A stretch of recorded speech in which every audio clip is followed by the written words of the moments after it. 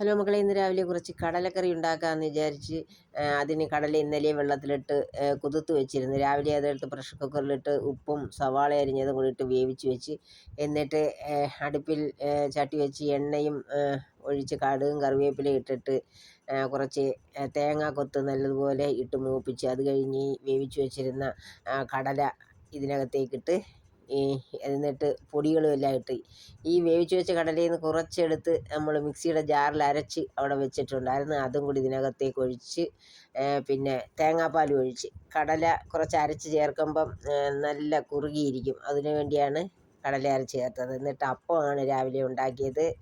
നല്ല അടിപൊളി അപ്പം, അതിൻ്റെ കൂടെ കടലക്കറിയും നല്ല കോമ്പിനേഷൻ, അപ്പവും കടലയും കൂടെ. അങ്ങനെ ഞാൻ രാവിലെ അതാണ് കഴിച്ചത്. നിങ്ങളൊക്കെ രാവിലത്തെ ഭക്ഷണം കഴിച്ചു കാണുമെന്ന് വിചാരിക്കുന്നു. അടിപൊളിയായിട്ടുണ്ട്, സൂപ്പർ. അത്രയേ ഉള്ളൂ. Bye bye.